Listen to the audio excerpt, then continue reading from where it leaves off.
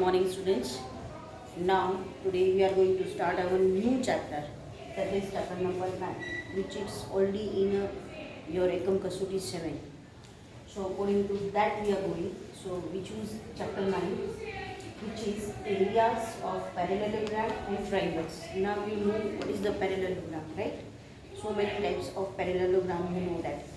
The two sides, one sides are parallel to each other, it is known as parallelogram in form of any other quadrilaterals. And triangles, that you also know. Three types of triangles, you know that. So using this, all that we know theory to the unknown theory we are going. So how to differentiate that's parallelogram within the triangle or within the triangle which is the parallelogram, that we are going to find.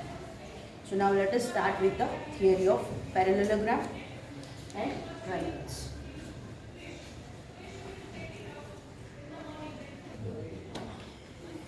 This chapter is a theory based chapter, and from the excluded portion, I think only theory of this chapter are there, exercise are not there.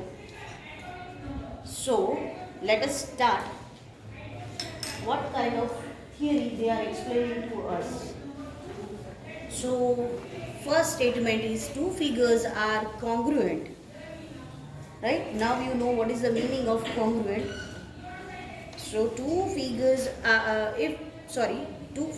are called congruent if they have the same shape and the same size. In short, they are saying about the size and shape. If they both are equal, they are congruent. Now, if two figures A and B are congruent, they must have equal area. Now they are talking about the areas. If figures are congruent, they have equal area. But in bracket it is mentioned that two figures are having equal area need not to be a congruent. Now, what is the meaning of that? Congruency, that means each side should be congruent. Let us recall that chapter number 7. Congruency we used to prove with the side and with the angles, right? This side equal to this side, this another side is equal to second one, and the last one, third one is another with the third one. So here it is not compulsory that it is like that, because if the area are equal, then it is not compulsory that they are congruent. By using that example, let us see that. Rectangle and squares, both diagrams are given, right? We are trying to understand this statement. Both are not congruent. Again, two figures having equal areas. If you multiply 9 into 4, what will be the area of the rectangle? 9 4s are 36. Right? So similarly, what will be the area of a square? 22. Right? So you can see that area are equal, but diagrams are not congruent. We cannot consider that this side are equal, this side is equal to this congruent to this, because both are different shapes. So in that case, we can say two figures having equal area need not be a congruent. Now, next topic is area of a figure. Any figure, if they gave you any kind of, if it is an even or not even, area of figures consider total cover region. So if they give you a closed diagram, the closed boundary region covered by that we will consider as a area of a figure. Now here one example.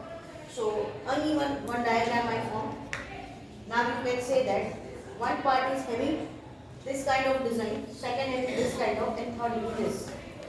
So if I calculate a total covered area by that diagram, so we will use that formula. Total area of figure A is A1 plus A2 plus A3.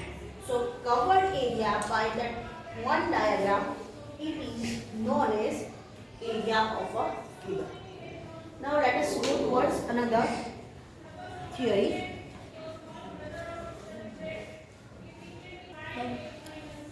Now it's a property of that closed figure that we already discussed. If the diagram is closed on a plan, that we will consider as a region covered by the any kind of diagram, wherever it is even or uneven. So first property they are explaining to us, if A and B are two congruent figures, A and B you can consider any figure. Let me go over here. If A and B are two congruent figure, then area of A equals to area of B. Suppose, let me draw the one triangle. A, B, C and P, Q, R. Congruent, that means you know that, right? Congruent. If that A and B, both the diagram, capital, not capital, but small a and small b. If they are congruent, that area will be same. So, write the equation in form of that areas. AR in small letters in bracket, figure 1, that is A, equals to AR in bracket, B, that is diagram B. So they are saying if A and B2 are congruent, if you see anywhere two diagrams are congruent, area will be same, of course. Second, if a planar region, planar that means under-modified to anything that is known as planar, right?